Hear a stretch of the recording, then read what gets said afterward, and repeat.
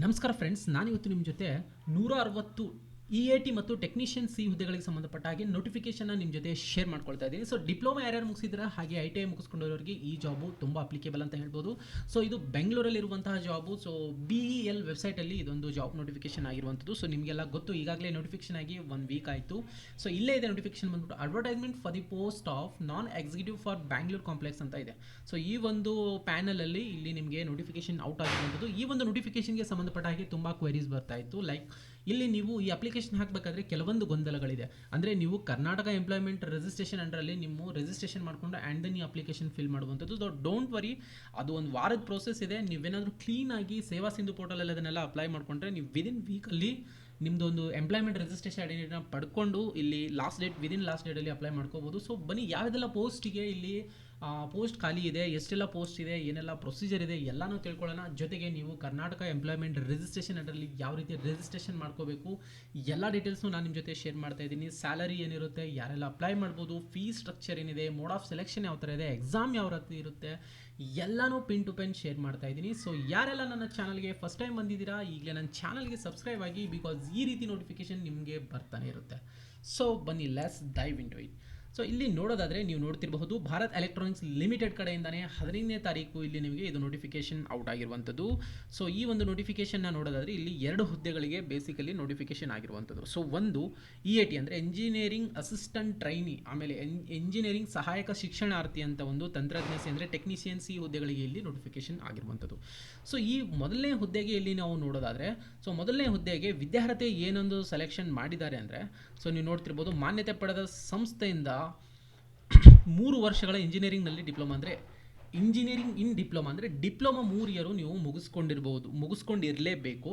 So ಅವರೆಲ್ಲ ಇಲ್ಲಿ apply ಮಾಡ್ಬೋದು. ಸೊ ವೃತ್ತಿ ವಿಷಯ ಇಲ್ಲಿ ಯಾವ ಡೆಸಿಗ್ನೇಷನ್ಗೆ ಯಾವ ಸಬ್ಜೆಕ್ಟ್ಗೆ ಇರುವಂಥದ್ದು ನೋಡಿದ್ರೆ, ಎಲೆಕ್ಟ್ರಾನಿಕ್ಸ್ ಅವ್ರಿಗೆ 40 ಒಂದು ನೋಟಿಫಿಕೇಶನ್ ಇದೆ, and mechanical computer science and electrical computer science ಅವ್ರಿಗೆ ಬರೀ 5 ಪೋಸ್ಟ್ ಇರೋದು. ಮಿಕ್ಕವರಿಗೆ ಇಲ್ಲಿ ಎಲೆಕ್ಟ್ರಾನಿಕ್ಸಲ್ಲಿ 40 ಪೋಸ್ಟ್ಗೆ ಓಪನಿಂಗ್ಸ್ ಇರುವಂಥದ್ದು. ಒಟ್ಟು 80 ಹುದ್ದೆಗಳು.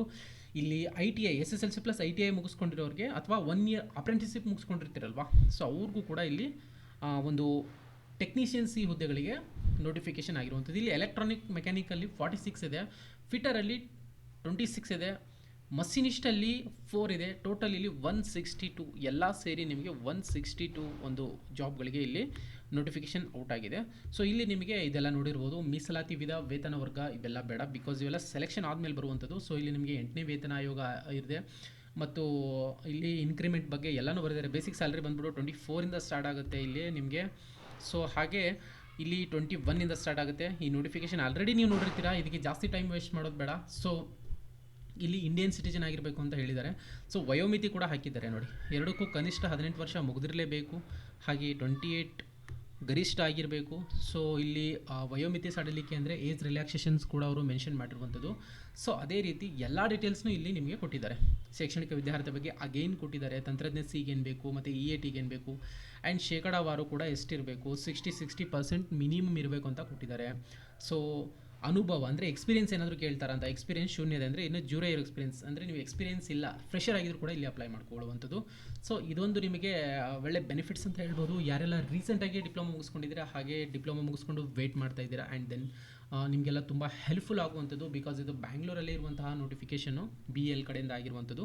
ಸೊ ನಿಮಗೆ ಇಲ್ಲಿ ಕಂಪ್ಯೂಟರ್ ಆಧಾರಿತ ಪರೀಕ್ಷೆ ಅಂತ ಹೇಳ್ತಾ ಇದ್ದಾರೆ, ಅಂದರೆ CBT ಇರುತ್ತೆ, ಕಂಪ್ಯೂಟರ್ ಬೇಸ್ಡ್ ಟೆಸ್ಟ್ ಮೇಲೆ ನಿಮಗೆ ಇಲ್ಲಿ ಎಕ್ಸಾಮ್ನ ಮಾಡ್ತಾರೆ. ಸೊ ಒಂದು ನೀವು ಅಪ್ಲಿಕೇಶನ್ ಆದಮೇಲೆ ಹಾಕಿದ್ಮೇಲೆ ನಿಮಗೆ ಇದೆಲ್ಲ ಗೊತ್ತಾಗುವಂಥದ್ದು.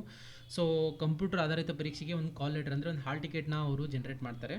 ಸೊ ಆ ಜನ್ರೇಟ್ ಮಾಡಿರೋ ಹಾಲ್ ಟಿಕೆಟ್ ತೊಗೊಂಡೋಗಿ ನೀವು ಎಕ್ಸಾಮ್ನ ಅಟೆಂಡ್ ಮಾಡ್ಬೋದು. ಸೊ ನಿಮಗಿಲ್ಲಿ ಎಕ್ಸಾಮ್ ಯಾವ ರೀತಿ ಒಂದು ಫಾರ್ಮೇಟಲ್ಲಿ ಎಕ್ಸಾಮ್ನ ಇಟ್ಟಿರ್ತಾರೆ ಅಂದರೆ, ಸೊ ಒಂದು ಸಾಮಾನ್ಯ ಆ್ಯಪ್ಟಿಟ್ಯೂಡ್ ಅಂದರೆ general aptitude and technical aptitude ಅಂತ ಒಂದು ನಿಮಗೆ ಭಾಗಗಳನ್ನಾಗಿ 2 ಎಕ್ಸಾಮ್ಸ್ನ ಮಾಡ್ತಾ ಇದ್ದಾರೆ. ಸೊ ಇಲ್ಲಿ ಟೋಟಲ್ಲು 150 ಅಂಕಗಳಿಗೆ ಕಂಪ್ಯೂಟರ್ ಆಧಾರಿತ ಪರೀಕ್ಷೆ ನಡೆಯುವಂಥದ್ದು.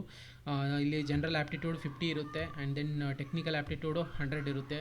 ಸೊ ಎಲ್ಲ ಡೀಟೇಲ್ಸ್ ಇದರಲ್ಲಿ ನೀವು ನೋಡ್ಕೋಬೋದು. ಸೊ ಕಂಪ್ಯೂಟರ್ ಆಧಾರಿತ ಪರೀಕ್ಷೆ ಪ್ರಾಯಶಃ ಅಂತ ಕೊಟ್ಟಿದ್ದಾರೆ ಅಂದರೆ ಟೆಂಟೇಟಿವ್ ಆಗಿ ನವಂಬರ್-ಡಿಸೆಂಬರಲ್ಲಿ 2025 ತಿಂಗಳಲ್ಲಿ ನಡೆಸಬಹುದಾಗಿದೆ ಅಂತ ಕೊಟ್ಟಿದ್ದಾರೆ. ಅಂದರೆ November 4ಗೆ ಲಾಸ್ಟ್ ಡೇಟ್ನ ಅನೌನ್ಸ್ ಮಾಡಿದ್ದಾರೆ, ಆ್ಯಂಡ್ ಇದ್ರ ಬಗ್ಗೆ ಶೋರಿಟಿ ಎಲ್ಲ ಅವರೇ ಪ್ರಾಯಶಃ ಅಂತ ಕೊಟ್ಕೊಂಡಿದ್ದಾರೆ. ಸೊ ಮೇ ಬಿ ನವಂಬರ್ಗೆ ಅಪ್ಲಿಕೇಶನ್ಗೆ ಹೋದಾದರೆ ಡಿಸೆಂಬರ್ಗೆ ನಡೆಸ್ಬೋದು. ಸೊ ಸೀರಿಯಸ್ ಆಗಿ ಸ್ಟಡಿ ಮಾಡುವಂಥದ್ದು. ಸೊ ಇದಕ್ಕೇನಾದರೂ ನೀವು ಸ್ಟಡಿಗೆ ಪ್ಲ್ಯಾನ್ ಮಾಡ್ತಾ ಇದ್ದೀರಾ, ಒಳ್ಳೆ ಸ್ಟಡಿ ಮಟೀರಿಯಲ್ಸ್ಗೆ ನೀವು ಇಲ್ಲಿ ನೀವು ಥಿಂಕ್ ಮಾಡ್ತಾ ಇದ್ದೀರಾ, ಏನೆಲ್ಲ ಸ್ಟಡಿ ಮಾಡಬೇಕು, ಹೇಗೆಲ್ಲ ಪ್ರೊಸೀಜರ್ ಇದನ್ನು ತೊಗೊಂಡು ಹೋಗಬೇಕು, ಈ ಒಂದು ಎಕ್ಸಾಮ್ನ ಕ್ರ್ಯಾಕ್ ಮಾಡೋಕ್ಕೆ ಇನಿಷಿಯಲಿ ನಿಮಗೆ ಹೆಲ್ಪ್ ಬೇಕು ಅಂದರೆ ನೀವು ನನ್ನ ಪರ್ಸ್ನಲಾಗಿ ಕಾಂಟ್ಯಾಕ್ಟ್ ಮಾಡ್ಬೋದು. ನಾನು ಇದಕ್ಕೆ ರಿಲೇಟೆಡ್ ಆಗಿರುವ ಕೆಲವೊಂದು ನಿಮಗೆ ಸ್ಟಡಿ ಮಟೀರಿಯಲ್ಸ್ ಆಗಲಿ, ಕೋಚಿಂಗ್ ಡೀಟೇಲ್ಸ್ ಆಗಲಿ ಎಲ್ಲನೂ ನನ್ನ ಚಾನಲಲ್ಲಿ ಪ್ರೊವೈಡ್ ಮಾಡಿಸ್ತಾ ಇದ್ದೀನಿ. ಸೊ ನಿಮಗೆ ಅಫೋರ್ಡೆಬಲ್ ಪ್ರೈಸಲ್ಲಿ ಇದೆಲ್ಲ ನಿಮಗೆ ಸಿಗೋಂಗೆ ನಾನು ನಿಮಗೆ ಹೆಲ್ಪ್ ಮಾಡ್ತೀನಿ. ಬಿಕಾಸ್ ಈ ಒಂದು ನೋಟಿಫಿಕೇಷನ್ ಆಗ್ತಿರೋದು ನಿಮಗೆ ಒಂದು ಒಳ್ಳೆ ಬೆನಿಫಿಟ್ಸ್ ಅಂತಲೇ ಹೇಳ್ಬೋದು. ಬಿಕಾಸ್ ಫ್ರೆಷರ್ ಇದ್ದರೂ ಕೂಡ ತಗೊಳ್ತಾ ಇದ್ದಾರೆ. ಆ್ಯಂಡ್ ವೇತನದ ಬಗ್ಗೆ ಕೊಟ್ಟಿದ್ದಾರೆ, ಅರ್ಜಿ ಶುಲ್ಕ ಕೊಟ್ಟಿದ್ದಾರೆ. ಸೊ ಇಲ್ಲಿ ನೋಡಿ, ಸಾಮಾನ್ಯ ಎಲ್ಲ ಅಭ್ಯರ್ಥಿಗಳಿಗೆ 500 ಪ್ಲಸ್ 18% ಅಂತ ಕೊಟ್ಟಿದ್ದಾರೆ. 500ಕ್ಕೆ 18%, 590 ರೂಪೀಸ್ ಟೋಟಲಿ ಇಲ್ಲಿ ಆಗುವಂಥದ್ದು. ಇಲ್ಲಿ ಪರಿಶಿಷ್ಟ ಜಾತಿ, ಪರಿಶಿಷ್ಟ ಪಂಗಡ ಮತ್ತು PWD ಇವರಿಗೆಲ್ಲ ಮಾಜಿ ಸೈನಿಕರಿಗೆ ಅರ್ಜಿ ಶುಲ್ಕ ಪಾವತಿಸಿದ್ರೆ ವಿನಾಯಿತಿ, ಅಂದರೆ ಅವರಿಗೆ ಏನು ಶುಲ್ಕ ಇರುವುದಿಲ್ಲ. ಸೊ ಜನರಲ್ ಕ್ಯಾಂಡಿಡೇಟ್ಸ್ ನೀವು ಅಲ್ಲಿ ಹೋಗಿ 590 ರೂಪೀಸ್ ಪೇ ಮಾಡಬೇಕಾಗುತ್ತೆ. ಸೊ ಇಲ್ಲೆಲ್ಲ ನೀವು ನೋಡಬೇಕಾದ್ರೆ SBI ಕಲೆಕ್ಟಲ್ಲಿ ಫೀಸ್ನ ಪೇ ಮಾಡಬೇಕು ಅಂತ ಮೆನ್ಷನ್ ಮಾಡ್ಕೊಂಡಿದ್ದಾರೆ, ನೀವು ನೋಡ್ಬೋದು. ಆನ್ಲೈನ್ SBIಗೆ ಹೋಗಿ ಅರ್ಜಿ ಸಲ್ಲಿಸುವ ವಿಧಾನ ಕೂಡ ಕೊಟ್ಕೊಂಡಿದ್ದಾರೆ. ಸೊ ಅರ್ಜಿ BL ದಯವಿಟ್ಟು BL ಕಚೇರಿಗೆ ಅರ್ಜಿಯ ಮುದ್ರಿತ ಪ್ರತಿಯನ್ನು ಕಳಿಸ್ಕೊಡಿ, ಯಾವುದೇ ಮುದ್ರಿತ ಕಾಗದ ಪರಿಗಣಿಸಲಾಗುವುದಿಲ್ಲ. ಅಂದರೆ ನೀವೇನಾದರೂ ಪ್ರಿಂಟ್ ಮಾಡಿದ್ಮೇಲೆ ಅದನ್ನು ಕಳಿಸ್ಕೊಡೋದು ಕೆಲವೊಬ್ರು ಮಾಡ್ತಾ ಇರ್ತೀರಾ, ಆ ಥರ ಎಲ್ಲ ಇಲ್ಲಿ ಅಲೋ ಮಾಡೋದಿಲ್ಲ. ಸೊ ಆದಮೇಲೆ ಸಾಮಾನ್ಯ ಸೂಚನೆಗಳನ್ನು ಕೊಟ್ಟಿದ್ದಾರೆ, ನೀವು ನೋಡ್ಕೋಬಹುದು. ಸೊ ಇದಕ್ಕೆ ನೀವು ಅಪ್ಲೈ ಮಾಡಬೇಕು ಅಂದರೆ ನೀವು ಕಂಪಲ್ಸರಿ ಕರ್ನಾಟಕ ಎಂಪ್ಲಾಯ್ಮೆಂಟ್ ರಿಜಿಸ್ಟ್ರೇಷನ್ ಅಂಡರಲ್ಲಿ ನಿಮ್ಮ ರಿಜಿಸ್ಟ್ರೇಷನ್ ಮಾಡ್ಕೋಬೇಕು, ರಿಜಿಸ್ಟ್ರೇಷನ್ ಮಾಡ್ಕೊಂಡಿರಬೇಕು, ಮತ್ತು ಅಪ್ರೆಂಟಿಸ್ಶಿಪ್ನ ಮುಗಿಸ್ಕೊಂಡಿರ್ಬೇಕು, ITI ಆಗಿರೋದ್ರೆ ಅದೆಲ್ಲ ಡೀಟೇಲ್ಸು ಹಾಕಿ ಅಪ್ಲಿಕೇಶನ್ ಹಾಕುವಂಥದ್ದು.